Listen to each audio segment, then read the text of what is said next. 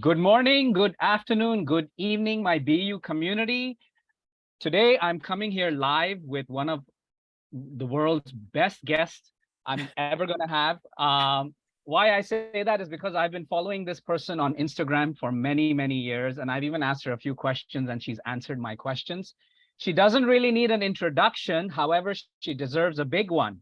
My guest today with me is Kristina Mand-Lakhiani. She's the co-founder of Mindvalley with over 17 years experience in personal transformational industry. Kristina is a truly remarkable teacher, talented international speaker, entrepreneur, artist, philanthropist, and mother of 2 kids.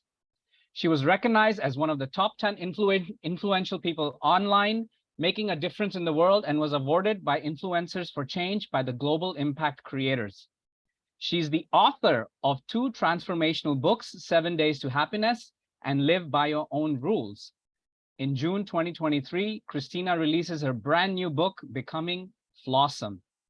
In this book, Kristina shares her own journey from being on top of a personal growth empire like Mindvalley and stepping aside, conscious uncoupling from her husband, walking her path towards being more honest with herself.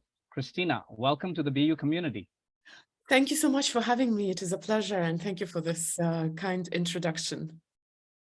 So, Kristina, when I first heard the title, I was like, I never heard that word before. So, in your own words, what is Flawsome?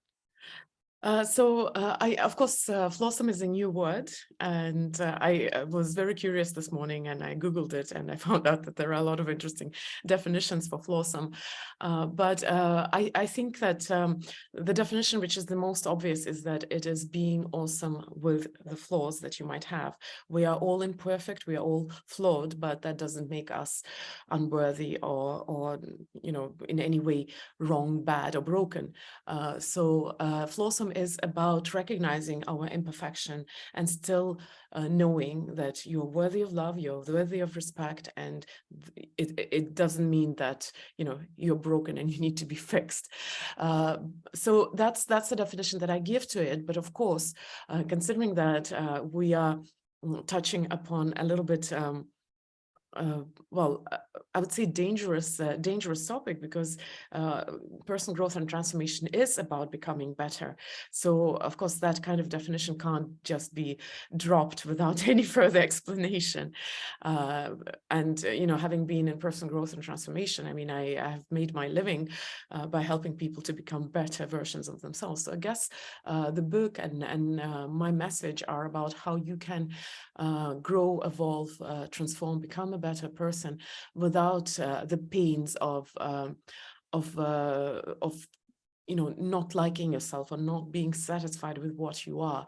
I guess a very simple analogy would be, when you want to go somewhere and you put a destination in your navigation device, it won't work without the starting point. You can't just drop Paris and say, I want to go to Paris. The navigation device needs to know where you start. So Flawsome is that starting point for any kind of transformation in your life. You need to be 2 feet on the ground, own yourself the way you are, be grateful for what you are, and that opens up the door to true transformation and growth. Amazing. That's such an amazing explanation. And I truly agree with you, when it comes to having our own fears and doubts. And there's a part of us that always, we look down upon. And it's sometimes difficult to live with that, especially when we're trying to strive to become the best versions of ourselves. And we try not to accept those parts of our life. So I love that explanation. You've written 2 books previously. What made you decide that now is the right time for the 3rd one? So I've created programs before, because I'm in personal growth industry, and Mindvalley does online education. Well, we have events as well, but our main business is online programs. So that's what I have done, because that's just natural. I mean, I've been doing that for such a long time. A big book, and by big book I mean it's like a real book. That's my first one, why I made a book, because it's a different form of self-expression. Having been a teacher and a speaker, of course, I've I've spoken my message and I've done the work, but book reaches to another kind of audience. It's going to be a real book. I wanted to say flesh and blood, but I think paper and print. So it's going to be a proper book on the shelves of the bookstores, and of course that's an access to a completely different universe. And in addition to that, I'm a writer, and what's the most natural thing for writers to do is to write. And I love writing. I write way better than I speak, so I just felt the need to do that. It was my want, need, and desire. That's what happened. Okay, that's well said. What are some of the authors that inspire you? And here you're going to be surprised. I love Jane Austen. She's, of course, a classic. I love Bulgakov. He's a Russian author of the beginning of the 20th century. I love Lewis Carroll. So these are Oscar Wilde. He's a source of amazing wisdom. Dostoevsky is one of my favorite authors for sure, and he's incredibly wise. I've learned so much about life and transformation and growth from him. I know these are not the answers that people expected, considering that I didn't name anyone from my own industry. Of course, I love a lot of teachers, but and I've learned from a lot of teachers. But you asked me who are my favorite writers, and that's the honest answer. Well, that's what I'm looking at, right? Because there's so many people out there who might not know exactly what you read, and they would love to follow those authors or read their books. So that was a question that really popped up when I was thinking about what to ask you. So to my next question, how much of your writing is inspired by your children? My children are definitely a very important part of my journey to the book, and the journey which inspired the contents of the book. They teach me a lot, and actually, because my book is essentially about self-love, well, on the surface or on the marketing materials, it is about finding a path back to the real you, because that is the need or the problem that it is solving. A lot of us, we get so busy, we lose sight of what actually the person, the human inside that busy bubble really is. So the book is about finding path back to yourself, but of course my desire is to help people to learn to love themselves again. And self-love is greatly misunderstood in our contemporary society for many reasons. There's a lot of distortion of love in our contemporary society. I think we stretch love to the degree that we are forgetting what does the essence of this phenomenon mean. We also live in a very exhibitionist world, and we sometimes confuse self-obsession with self-love. So in essence, I want to teach or to help people to understand self-love, healthy self-love. And here, the closest comparison to healthy relationship with yourself is a healthy relationship to a child, beloved child. So because I love my children unconditionally, and I also understand that they are humans who are imperfect. It is the easiest bar for me. It is a source of illustration to some of the ideas. I compare self-love, healthy self-love, with love for beloved children. So that would be like a short answer to your question. Well, I agree with you because, when we love our children, it's definitely comes from, what's the right word for it? It's unconditional, and we accept them for everything they are, right? So your answer makes a lot of sense. Moving on to my next question, what responsibility do you have as an author towards your readers? That's a tricky question for me because as I said, I wrote a book as an ultimate form of self-expression for a person who's been in the industry for a long time and loves to write. So when I started writing a book, I wanted to be self-published. In fact, the moment when I decided that I'm self-publishing my book, I suddenly felt like I'm ready now to sit down and write. My book is about also being yourself, well, it is about finding your path back to the true you. So recognizing what it means to be true you.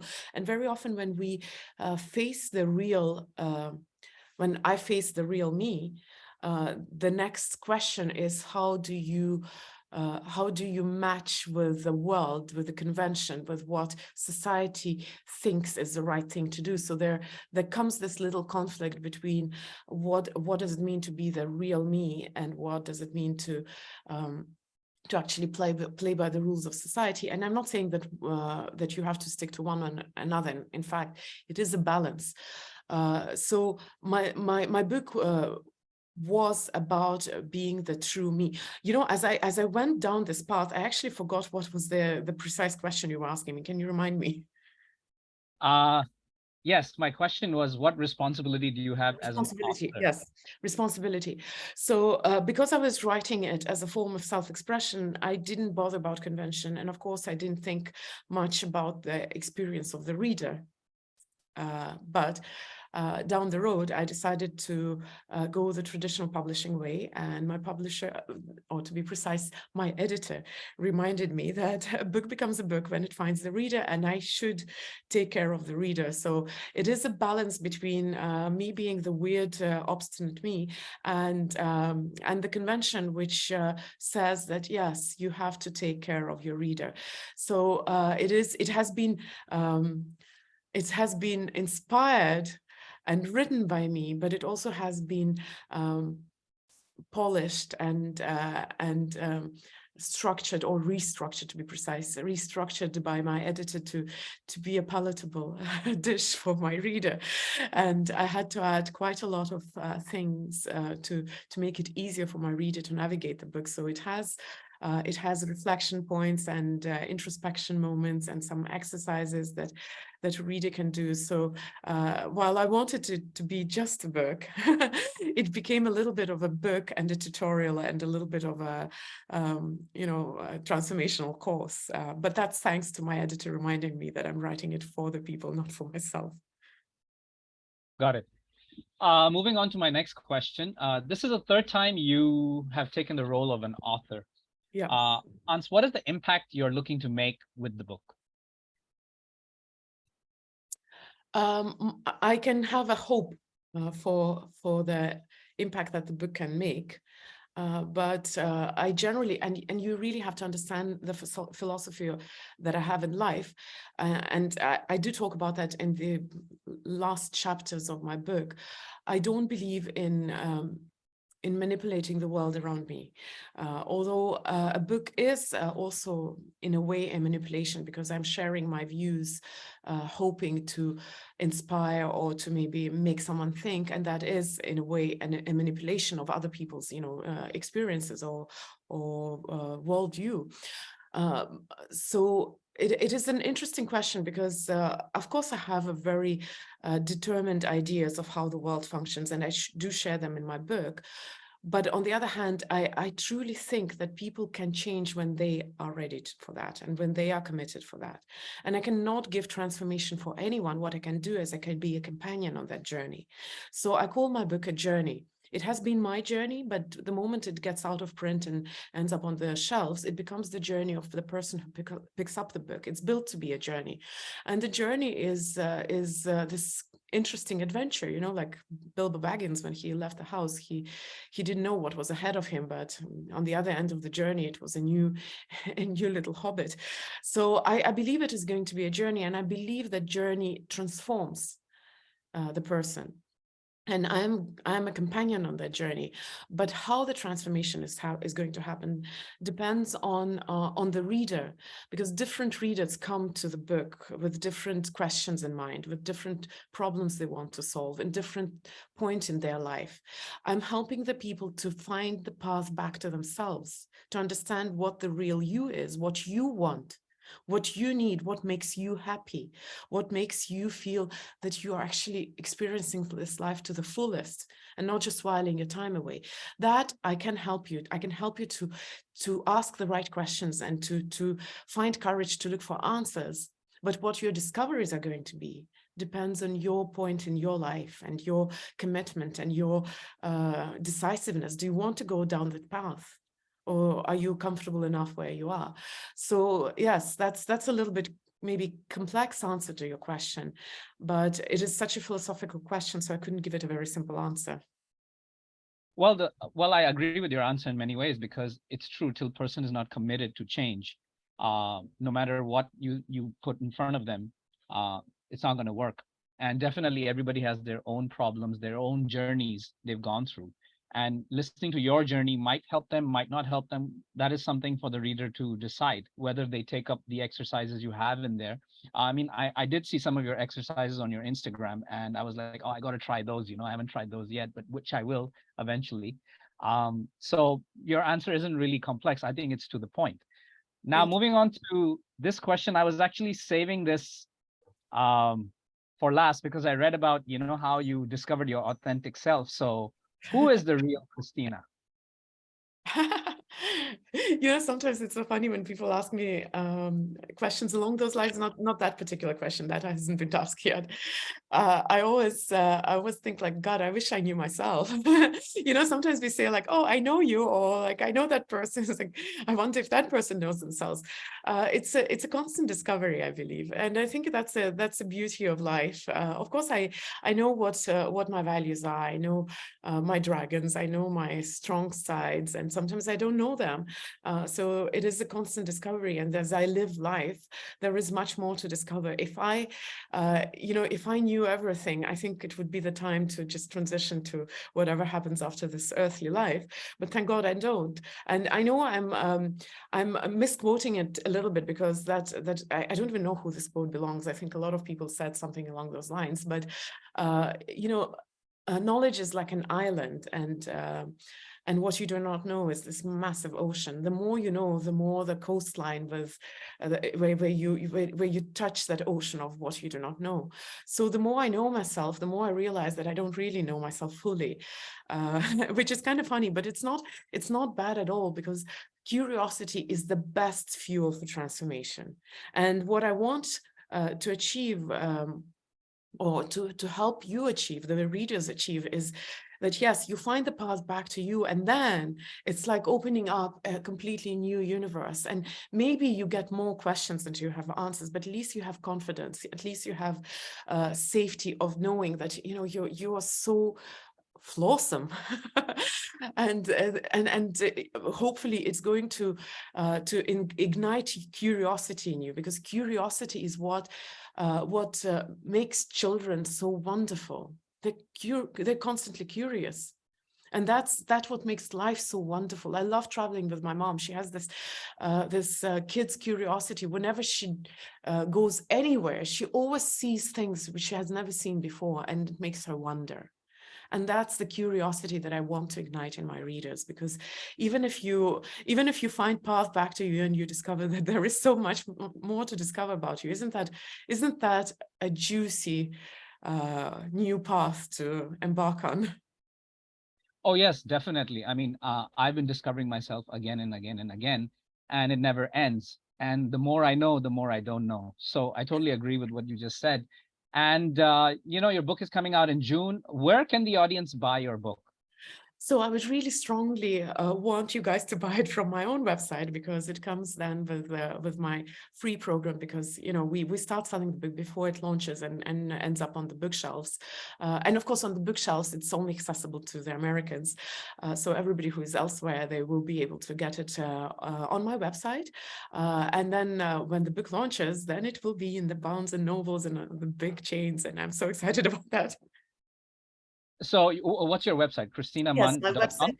Yeah, my website is KristinaMand.com. I'm Estonian, so it's written with a K, Kristina with a K, MAND.com/book. It's not a Okay. very complicated website if you know how to spell my name. Oh, don't worry. We will let the viewers know Yes. in once we have this interview out, where the website link and all the details of it. So that's it for my questions for today, Kristina. Thank you so much for your time, your valuable time. I'm so looking forward to read your book and becoming Flawsome. Thank you so much for your interview and for your wonderful questions. They were fresh, new, and I really appreciate that. Thank you. Thank you so much. And BU community, get Kristina's book. I'll be putting her website in our interview very soon. And all the best to you, Kristina. I look forward to having you on the BU community someday doing a workshop. Thank you so much and have a good day. You too. Take care. Bye-bye, everyone.